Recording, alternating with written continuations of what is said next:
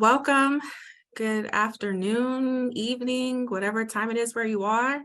I'm Desiree Sterling, and this is my second NISTS conference and my first presentation.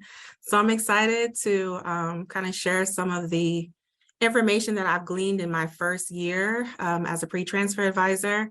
And I just wanted to see everyone's faces or glamour shots and names before I put on the presentation mode. But again, if you want to add things in the chat at any point, feel free. We'll try to make this as interactive as possible because for a lot of us, it is at the end of the day. So I hope that this is something that you can feel comfortable to unmute yourself and join in on the conversation. So with that said, I will share my screen. We can get started here. Can everyone see my screen okay? Okay, cool. So again, I'm Desiree Sterling, and I am approaching this as like a model for leadership and strategic planning and matriculation trends and issues. And so I titled this Transfer Leaderologist, Forecasting with Nuanced Narratives for Responsive Pre-Transfer Advising. So as you'll learn more about me, I'm really into kind of like thinking more conceptually and just thinking about how to be strategic from a more complex view instead of just looking at things kind of black and white. And so I feel like that kind of goes along with how we're working with transfer students, is that there's all kinds of ways transfer is being defined, as we've talked about in some of our sessions today. There's different issues and obstacles to transfer success. So with this role that I'm in currently, this is kind of a kind of metaphorical approach that I've been dealing with and wanted to share with you all as a way to kind of look at this transfer data. So learning objectives is really to approach pre-transfer advising as a campus leaderologist. Now, for those that don't know what pre-transfer advising is essentially advising or academic advising at the front end of working with a prospective student, really. So this is kind of giving students like information about their coursework prior to coming to the university or the receiving institution as a transfer student.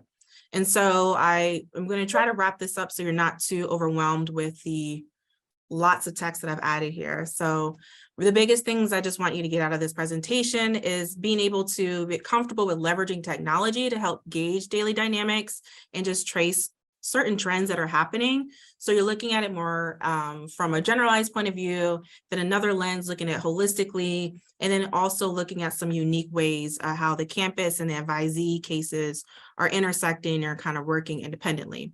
Also, with this technology, harnessing the data in order to evaluate like procedural efficacy, unaddressed gaps, and other complexities that are existing in pre-transfer advising approaches and strategies. Also, I would hope for us to learn how to synthesize anecdotal advisee data to nuance the transfer student assumptions and narratives. So really getting a sense of how the concept of transfer student is evolving as we are speaking now and as higher ed evolves.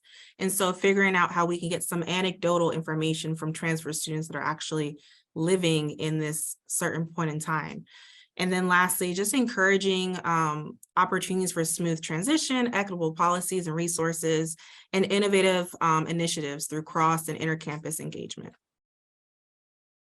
So I have kind of done some brainstorming of like ways I thought that using weather-related concepts is kind of illustrating what's going on in higher ed, what's happening with transfer students. And so like the top theory or theme that I could come up with is weather is constantly changing, just like the student body. And I like to think of climate as something that's gradually shifting like the higher ed landscape. So I have a couple things here, and I don't want to just like read this all out because I do feel like it's really more of like my brainstorming. I would like to see if you have any ideas that you want to throw in the chat on some of the ways that, metaphorically speaking, weather, climate, those kinds of languages or those kinds of words in our language are also utilized to describe transfer student work, higher education. You can just throw those out in the chat and then we can talk a little bit more about that.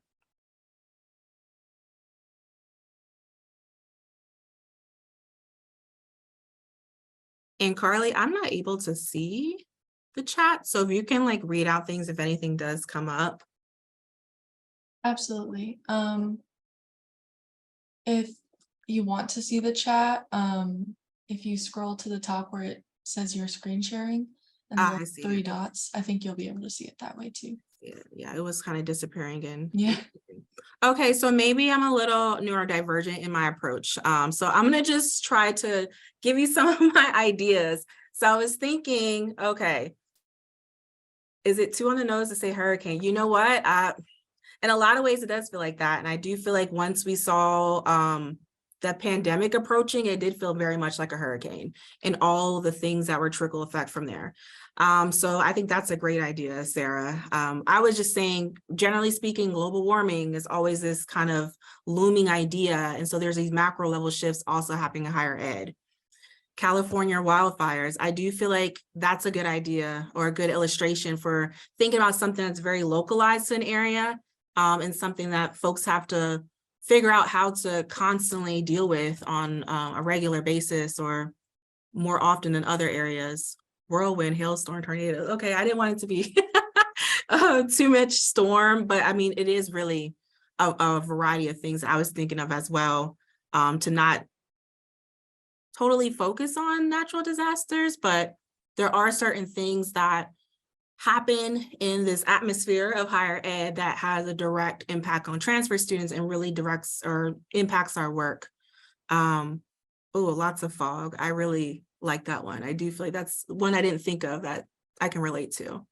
So yeah, I appreciate, keep adding things to the chat. I'm gonna try to get this saved so we can re-reference this, revisit this when we are finished up with the presentation in the conference. But essentially, there's a lot of things that you can kind of make the connection with when it comes to weather systems and some of the ripple effects happening. So what I like to try to conceptualize as a way to respond to these different phenomena are to check the weather report. So for me, that's looking at our CRM system, our Salesforce, so that we're kind of looking at some of the day-to-day quantitative information that's coming through for our prospective students. Another area is asking the local. So that's really just like that frontline staff role where I am asking students, how are you? How are things going? Tell me a little bit about your story. And then review Almanac archives. So that's really looking at some of this long-term, longitudinal data, some of the data that's specific to institutions, and then more nationwide and beyond, just like what NISTS is collecting. So to tell you a little bit more about me, I am a UMBC alumna. So UMBC stands for University of Maryland, Baltimore County, and I actually was a freshman there. So I was a freshman from 2011 to 2015. I got my Bachelor of Arts in Media and Communication Studies, and I had 2 minors, one in dance and one in psychology. And then I recently just graduated with my Master's of Arts in Text Technologies and Literature. So as you can imagine, I'm thinking rhetoric, language, and it's just kind of like a natural way that my brain is functioning with kind of what I'm doing in my professional world and how that language and some of those analogies are really impacting how I approach my work. So although I wasn't a transfer student per se at UMBC, I did very much experience some of the similar obstacles and just general experiences that transfer students may experience, or I'm sorry, that may be facing as they're going through different institutions. So I was a military brat for a majority of my life. So I was pretty much transferring schools from K through 12 or K through 11 technically, like every 2 years. So was spanning from like Florida, Texas, Kentucky, North Carolina. I was kind of all over the place. And so I really had to get acclimated to different climates just from day one and my time through K through 12. Also, I did the IB program and AP credit. So had some transfer credits that I was also applying to my degree progress. I did study abroad my junior year of college. And I started working professionally with transfer students when I was working as an information specialist for transfer and articulation at Howard Community College in Columbia, Maryland. So I actually was working at a community college, and now I currently work at the 4-year institution. and am able to kind of make a lot of connections there from seeing transfer students as a sending institution and now seeing them as a receiving institution. And that is a picture of me with the mascot, True Grit, Chesapeake Bay Retriever. So a little bit about UMBC. We are a public university in the University of System, Maryland. We're located in the Baltimore metropolitan area near the BWI airport. I'm not sure if anyone's been in that area. If you have, please raise your hand because I'm always curious to see who's ever stepped foot in this vicinity, but we're a medium-sized university.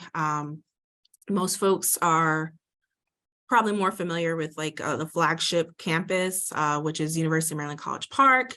But we're kind of like a separate entity, but part of the same system. So they're like the Terrapins, we're the Retrievers. And we actually got some special coverage when we beat Virginia in the NCAA tournament in 2018 in that first round. So I think that's where most people saw that we were on the map. But I digress. We're a mixture of residential and commuter students, and we also have a campus at our universities at Shady Grove, which was in the DC metro area. And so I just also kind of added here a little bit of a snapshot of some of our stats here. But from the 2021 transfer class profile, I was able to pull out that we had about 1,300 transfer students. And then you can see the demographic breakdown there. So pretty significant population, and it is growing. More or less it's growing. I think for right now, we're feeling some of the impacts of things that are happening from fewer students that are shopping around for colleges. But at the same time, a lot of students are also moving forward from the community colleges that are situated in Maryland and are kind of making that bridge to UMBC. So that's kind of why my job came to be, is that these numbers are constantly in flux, and more students and more community college partners are looking for ways or pathways into four-year degrees. So with that said, kind of the timeline of how UMBC got to this point of pre-transfer advising is that back in 2012, there was a $2.6 million grant from the Bill and Melinda Gates Foundation. So this is what we call the Gates Grant. And this was something that was put in place and funded for pre-transfer advising, specifically for science, technology, engineering, and math. So this was a part-time staffed advisor that was only dedicated to these kinds of majors. And of course, it was grant funded. So those monies definitely dissipated, and we had all this great work. We made all this ground, and then we didn't have anyone in place to kind of focus on that work. And so historically, there's been, like I said, mostly initiatives primarily focusing on this STEM, but a lot of the principles that had come out of the Gates Grant were still integral to our mission today. And it's something that I'm applying a lot. And I work with some of the folks that are in the admin level that were here during this to kind of generalize it across our transfer student approach. So to kind of put things in perspective, 2012 was when we kind of started walking into this space. And now we have a full-time permanent role, which is what I'm serving in as of, technically, it came into fruition of fall 2022. And that's when I was able to take on the role. So fall 2021 is, I think, when they were like kind of creating the actual job description and things. And then we're able to start the search in fall 2022. And then I came on in January, and the role started in January. So back to the weather. I like to mention that it snowed in Maryland, and I had no idea. So this was very much inspiration for me about how things are always changing. We have to just adapt.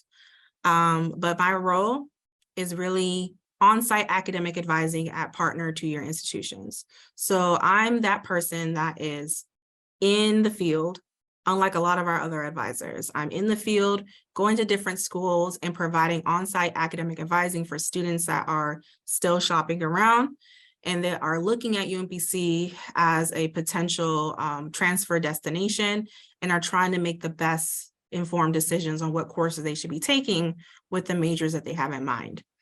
I also do provide virtual advising for 2-year institution students as well as 4-year transfer students. And I just want to clarify that there's only one of me, and there's actually 16 2-year institutions in Maryland for the public Maryland community colleges. So it is a lot of travel, but I also am like balancing it by, I've had conversations with each of those partners to determine what is the traffic like, so I can kind of gauge if there is like an influx and there's torrential rain of students, that I'm able to be there to help support those students that will eventually come to flood some of the transfer applications that are coming in for us, and giving them some of that information up front so that they can make those really informed decisions. And mainly for the top 4 institutions is where I travel to, and then I support everyone else virtually. So I work in collaboration with a lot of folks internally at UMBC to kind of create all types of transfer success atmosphere at UMBC, and be forward thinking in how we can help promote transfer culture that is not looking at it from a deficit, but figuring out how these students are bringing a lot to the table and how we can support them and get rid of some of these unnecessary roadblocks. And then beyond that, I'm using the CRM constantly with my admissions colleagues, documenting information from my day-to-day visits, from my virtual appointments, and then just email interactions that I'm logging within the system.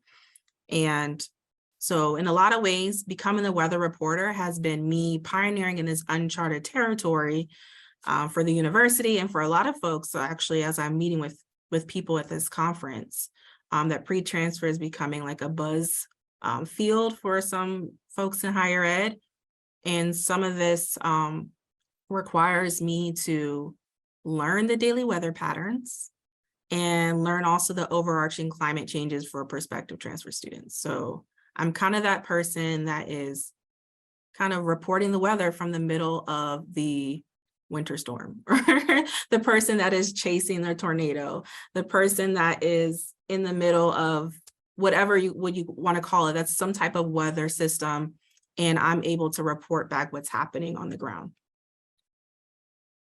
So I have an example of how I can kind of put in this approach from like the weather reporting, asking the locals, the almanac trend, and how I can intervene. But before I get into that, I just want to hear a little bit more about your insight on transfer student curricular misalignment, and what your role is and kind of how you're impacted by this or not. And let me know if you think that's something that you would consider a weather report, a local report, or something that's coming from more higher arching data that you're referencing. You can just add it to the chat, or you can unmute yourself if it's a lot to put, because I feel like it might be a lot to type. So if you want to talk about that, please feel free to unmute. I think I have one, if that's okay. Yes, please. I think it's a local report, but it's when there's miscommunication between an academic advisor at a community college saying, oh yeah, this will transfer to Illinois State. And then they get here and they're like, well, I was told. And then I'm like, well, who did you talk to? And they're like, well, my academic advisor. And I'm not faulting the academic advisor. They have to figure out lots of things for a lot of different universities. But I've noticed that there's a lot of frustration when not understanding or not knowing how courses transfer over. That's such a huge source of frustration. Absolutely. I can concur. That is a big one from the locals, is hearing that you're getting 2 different answers, and it's a deterrent to keep going when you don't know exactly what you're investing your money in, and it's not as clear cut as you intended it to be. So that was a good one. Thank you for sharing. Anyone else? Weather report, almanac trend? I can do one. Thank you. I think. trying to follow your lingo. Kind of a Anyway. model that I put together, and I like to hear people's input. For the almanac trend, I think I have one of those. So a lot of times we have updates with our program where we have it's called assist.org, and we have all of our articulations housed there, but they update every year. So students have to look at the term when they took the course to make sure that it is transferable and applicable to either their major preparation or their general education. So a lot of times they're not looking at the right year. And then it's out there in the public. We're like, it's there, but they aren't looking at the changes. So I think that's an almanac trend, but I'm not sure. Yeah, and I think that anything that's like printed and something that folks are referencing, I would pretty much consider an almanac trend, because that's something that once it's printed, it gets outdated very quickly and it doesn't always disappear. So some folks are just kind of lost in that outdated information. So thanks for sharing. That's one I actually didn't think of, and it's a really good point. Any others? I think I have one. I don't know which it would fall underneath, but I had a situation actually just come up this week where I had two students transferring from the same university. They both took similar courses, but they're not transferring in as equivalents because even though they're first year seminar type of courses, they're special topics. So I'm getting one student being mad that their transfer course came as this, and then the other one came in as this. So a little bit of frustration on the students' end, and then also on the faculty, because I'm trying to push the faculty to accept a transfer credit to be the almost equivalent, or it's just coming in as just an elective for one of the students, not both. So it's a tricky thing to kind of navigate. Yes, and I think that students consulting with each other, I think that could be a mixture with the locals. Yep. And then there's like misinformation between the students, and they're like, well, you got a C in the course and the other student got an A in the course, and we have a minimum requirement of C plus. So but I can't say that obviously because of FERPA, but right, I'm like, ooh. Right. And so it makes you think, how can that be more clear up Yep. front to avoid those kinds of misunderstandings? So that's good. Thank you. I think I saw a hand raised. It like came and went. I don't know. I think it might have been mine. Okay, thanks. My hand's still up. I'll take it down in just a second. But I was thinking more weather report. So I'm at a community college and I work with a lot of students who are interested in transferring out to our four-year partners. And sometimes their program isn't always the right one for them to be in, like it says there. So say they wanted engineering, well, one of our partners doesn't really want them taking our engineering classes, in particular with us. So we have a conversation of saying, okay, we'd really love for you to talk with them as well. But we typically know that the general education courses would be better suited for you while you're here with us. So you can eventually hit your goal, because we do run into a lot of those quite often. Gotcha. Yeah, I've also run into those regularly, and I think that's a great idea, or a great point made for the weather report. Kathleen? A lot of what I see is accreditation differences.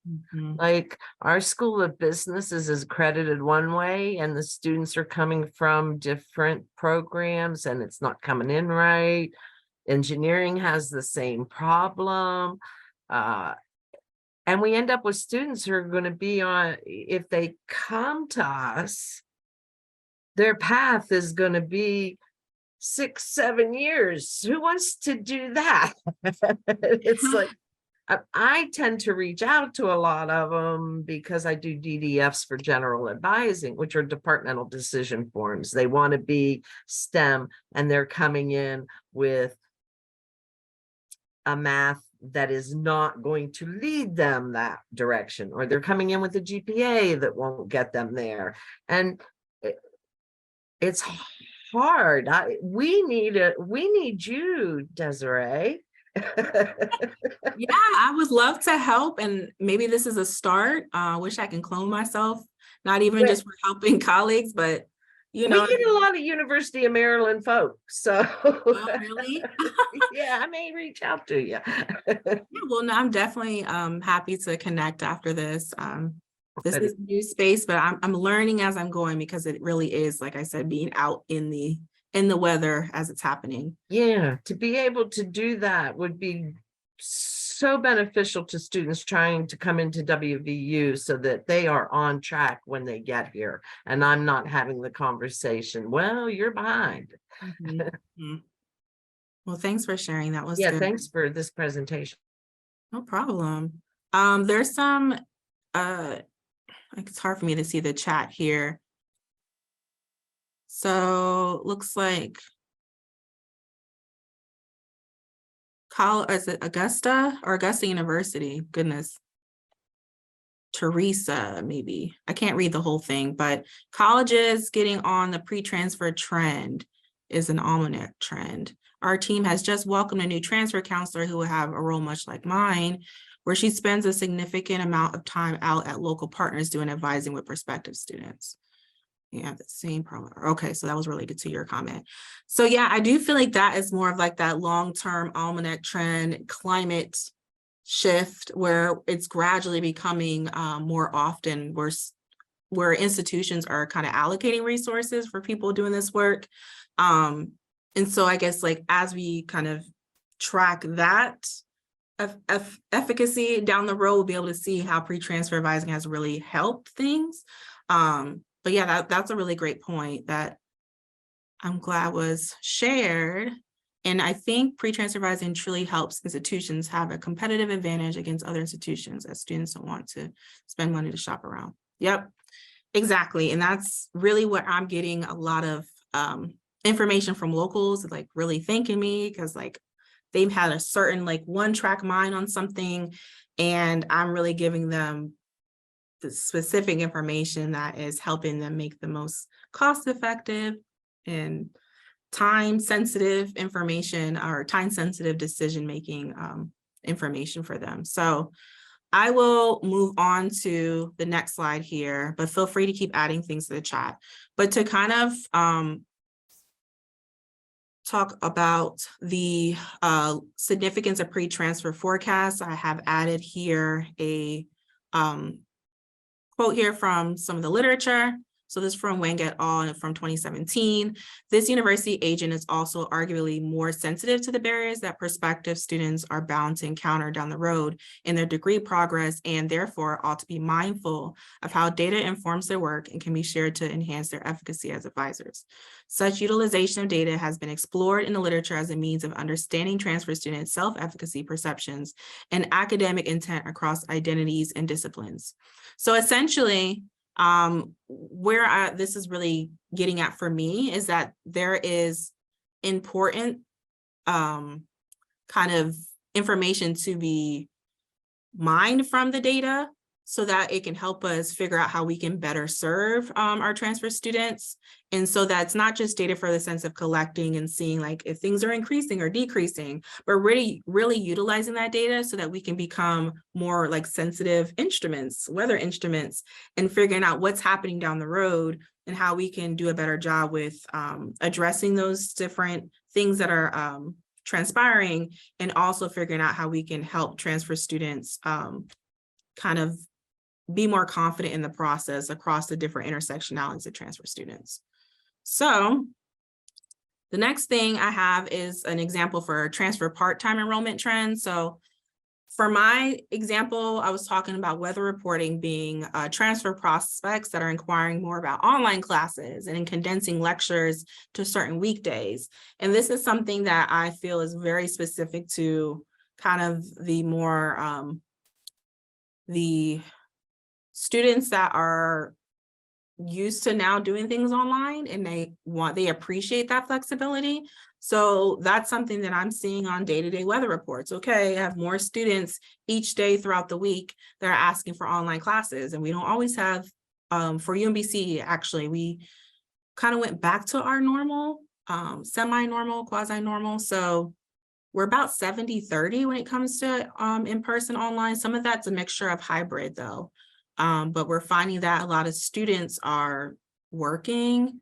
And as I talk about when asking the locals, I had a case where students trying to help their parents financially because their business was impacted by the pandemic and they can only afford to go to school part-time because they have to work for tuition and help with their family. So like economic impact definitely impacts transfer students in this particular way, where there's just certain things that are going to make their lives easier in order to continue their education. And one of those things is having that option for course modality, the diversity of course modality. And so while we may have a tradition of doing things a certain way, being able to offer courses with allowing students to have asynchronous courses or synchronous online courses is going to be more helpful in a lot of ways.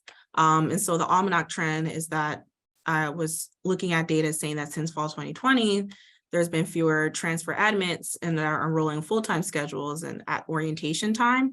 And they're kind of gravitating, looking for certain courses that are only going to fit a certain time area and only being offered online, not because what they need for their major per se, but there's these other variables that are coming into place where students in the past, prior to the pandemic, may have had a lot more liberty to take things as needed whenever. And now they're kind of even more like traditionally aged students are going to have to make those types of sacrifices on their time and money. And so what I also added here as an intervention step for me is making sure that students are aware of the advantages of finishing up a 2-year degree. We are in partnership, UMBC is, with the Maryland community colleges, as well as other institutions in the university system in Maryland. So it's really important for us to support our colleagues at the 2-year institutions by not like coming off as like we're poaching students. And then also reminding students that you can bring in a maximum of 60 credits to count towards your 120 total. So if you're able to maximize that time by doing a lot of the general education and then working with folks like me that can let you know which general ed is going to also count for your major, which general ed is also maybe lower level at the community college, but actually will be matriculated as or articulated as an upper level at UMBC, we can really like get more bang for your buck at the community college. And that's going to be helpful for some of these financial concerns you have. And another way to intervene is like helping students manage or map their pathways with managed expectations. So kind of helping them be a better consumer with understanding what is offered at certain schools, and that college isn't just college. Every institution has their own way of allowing students to enroll in their courses and like the time frame. Some institutions have like a start and end for their main terms. Other institutions might have things that have a late start, and there may be some like condensed ways that they do like quarter system, things of that nature. So helping them manage those expectations as they're getting information from different schools is essential. So they're not kind of going all the way through the application and asking these questions that they should have known from the beginning. And then lastly, just getting them connected with the different resources for helping them financially in getting, potentially scholarship opportunities. If they're very academically, if they're excellent in their academics, and they're just really concerned about certain things, there may be some things that they are eligible for just for their like merit-based scholarships. And obviously FAFSA is something that I would like to continue to encourage students to do so they can kind of add all those things to their timeline as they're working towards their 4-year plan. So that was a mouthful, but I have here again some literature on deconstructing data for application. So by application, I'm meaning deconstructing the data so that it's going to be something beyond just, like I said before, number. So unpacking data and figuring out what is happening when figures are dropping, what's happening when there are certain majors that are having transfer students start with doing very well and then not doing well or dropping out and changing their major. So kind of tracking it from that macro level and micro level is a way for us to deconstruct the data and then kind of put it together with these other parts of the narrative, like asking the locals and looking at the daily weather report that we are, as pre-transfer advisors, are kind of exposed to. So the last example I have here is kind of trajectories of what's happening for transfer students in general. And so again, if you want to add your own examples, please feel free to add those to the chat or unmute yourself or raise your hand.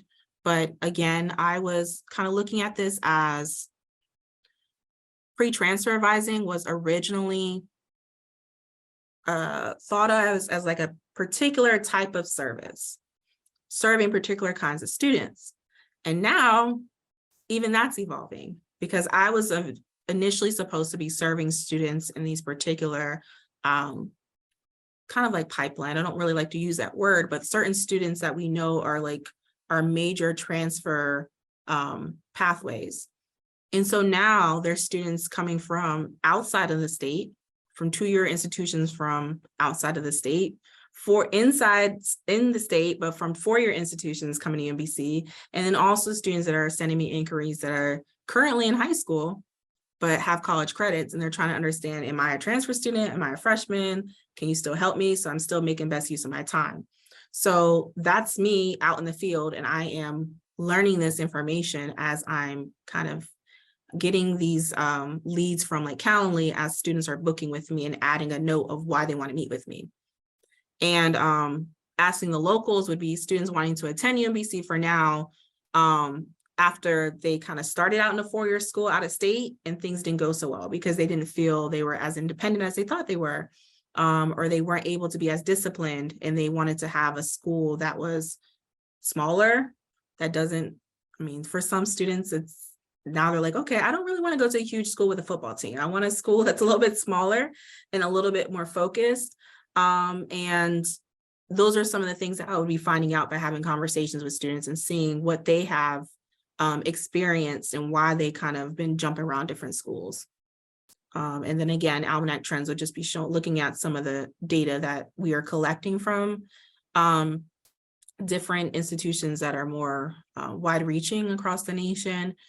And really my intervention is doing some information sessions to kind of get some group feedback from students and having them interact with each other, collecting like survey information from those students, connecting students with like student service or student life activities so that students can feel more engaged with the university culture and not just the academic side of things.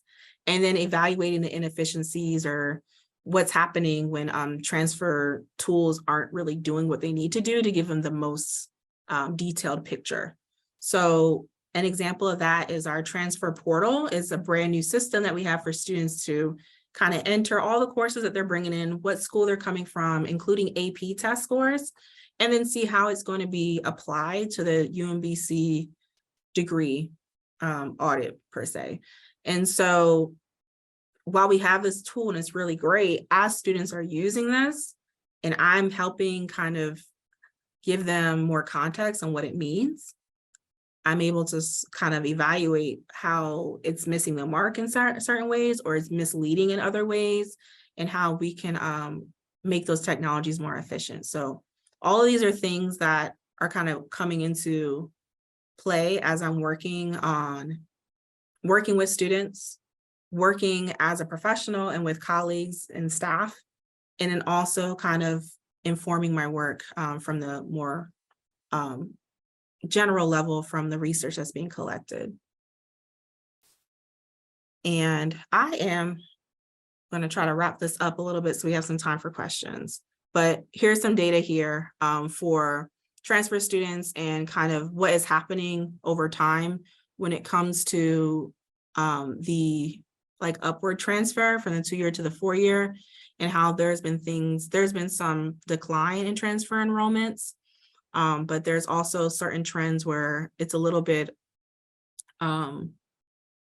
it doesn't go into too much detail on what's happening with those upward transfers, whether it's 2-year institution to 4-year institution for a certain type of like arts and humanities degree, or if it's students that are going to community colleges and they're mostly looking into doing like applied science degrees, and a lot of their stuff isn't transferring. So those are things that I would be looking into to kind of see what kind of investigating what exactly is happening. And so here's another example that I had. I said there was one more, but this is the last one. Assessing transfer culture. And so again, same type of model that I'm using to kind of get a sense of what's happening from different levels and different perspectives, and how I can be that point person to kind of connect the dots for folks. So not just transfer students and the services that are available for them, but also colleagues that are touching transfer in every single way, so that we can kind of figure out how to make this a cohesive model for students to navigate, and they're not feeling very overwhelmed and experiencing that transfer shock. So I am in a lot of ways an advocate, even though we have a transfer advocate that is in place in our academic success center. I'm kind of an advocate for the prospective student as the person that's reporting the weather on what's happening and giving some of the insight in this contextual model of someone that is actually meeting with folks daily and having conversations, and then also referring back to some of the work for my profession that is informing it in like this multi-directional way. All right, so I'm sure we have a lot of literature that we can always reference that is going to be able to couch all of this so we know that it's something that we're all living and experiencing. But I don't want to belabor you with too much more. Just wanted to kind of end this or wrap up with talking about what's on the horizon, particularly for UMBC. So right now, there's a lot of legislation that we're implementing with our Transfer with Success Act and our Prior Learning Act that were recently effective and within like the last 2 years, as well as, and within like the last 2 years. And so this is something that I'm working with folks at the higher level to figure out how we can make sure our policy is compliant with this new legislation. And this legislation is really built to make transfer more seamless across the Maryland public institutions from 2-year to 4-year, as well as 4-year to 4-year and 4-year to 2-year when that happens. But other than that, there's other things that are happening where there's more early college applicants, as I mentioned earlier. A lot of high school students are reaching out and means additional workload for pre-transfer advisors. So how can we figure out how to best serve those students that are really early and maybe very eager to get started and getting all their ducks in a row, but are kind of a different kind of applicant, and how we can still support them in their transition. Some other ideas were kind of looking at, there's more 4-year transfer students that I'm starting to work with, partner programs that we're building MOUs and articulation agreements with, that's going to allow more transfer students to get more engaged with pre-transfer advising, to work on their 2-year to 4-year paths. A lot of equity and policy and asset-based language work. There's a lot of shifts in consumer opinions on the value of higher education. And that's something that I think we're all feeling, where I get a lot of articles from the Chronicle of Higher Ed, and there's a lot of things that are just happening where higher education is kind of in the hot seat for just general consumer opinions. And so those are things that I'm definitely experiencing outside as someone kind of reading up what's happening, but also experiencing from the student's mouth, where they feel like, why do I need to take foreign language to graduate? This is pointless. And kind of having to navigate those kinds of conversations. And then lastly, there's the need for us to reevaluate our traditional way of doing things and how that's in tension with some more innovative approaches, how a lot of online institutions are becoming bigger competitors. And so we have to make these kinds of decisions on whether to embrace this distance learning model and virtual interactions, or really limit ourselves to just in-person and on-site type of services. And I wanted to take a minute to see if anyone else had things that they have on the horizon for their institutions and things that they are watching out for. If you see like a cold front coming in, or if there's a storm system that's building on the West Coast that's hitting the East Coast at some point, feel free to add that. And I'm sorry, I haven't been checking the chat as much because it's not easy to access from the presenter screen. But feel free to also unmute yourself if you have things that you are, storm systems or weather makers that you are keeping an eye out for, or that you are experiencing or are maybe reading up on.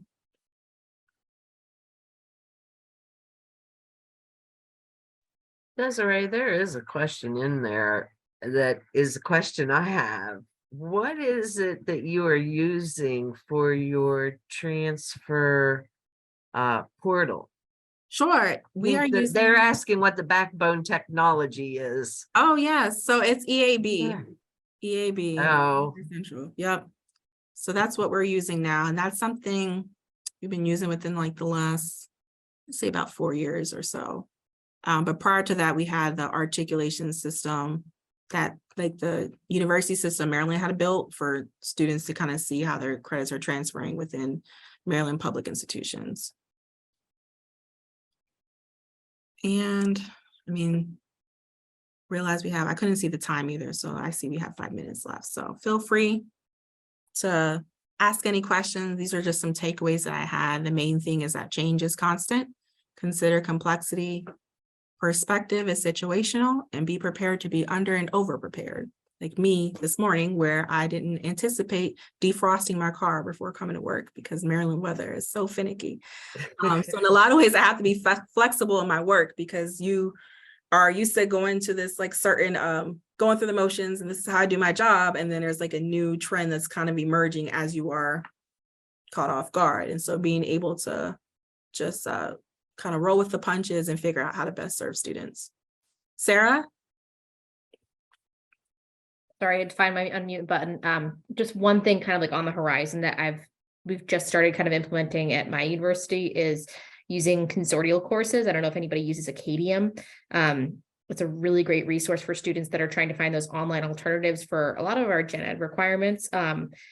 There are also some special topics, but very, very limited in that way. I have a lot of transfer students that come in that want to have online classes, but it's just not physically possible for some of our more hands-on things like our construction management, our lab-based things. There's just no way that we can get them on an online program. But if we can try and do maybe 3 classes online and then 2 classes in person with that flexibility of the consortial courses online, it's really kind of a tool that I'm seeing that's really been useful for that little bit of flexibility for classes.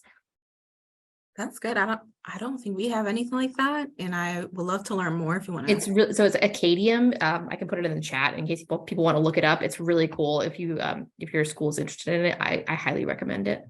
Yeah, I'm not sure if they had something like that in place when everything was kind of shut down, but I do feel like we just need a little bit more flexibility in how we are offering things and how we are accepting things so that students can get their program like done in a timely manner. Yeah. Because It also helps them from going and transferring somewhere else because they're still getting credit for the classes. So we have it so that it's set up where on the Acadium site, they're still able to use financial aid. They're still able to get credit for a Roger Williams class. It's not counted as the other institution's class. It counts towards their GPA. There's a lot of incentives to using that resource as opposed to them being like, all right, I'm done with the university. You guys don't have any online options. They're still able to use those courses and have them apply to their degree. Not always in like the higher level classes, but like when they're first kind of starting off in that transfer process, they're kind of an incentive. Wow, yeah, I definitely would like to look into that and share that with my colleagues. Thanks for sharing. Well, as we approach 5 p.m. Eastern Standard Time, I thank you for joining me on my first attempt of doing a virtual conference presentation and for following along with my analogies and metaphors that may or may not have made sense, but it sounds like we made a lot of good connections, and I appreciate you all sharing some of your insight and making those connections with me. I will stop sharing if there's any more comments or questions. Thank you so much for the support.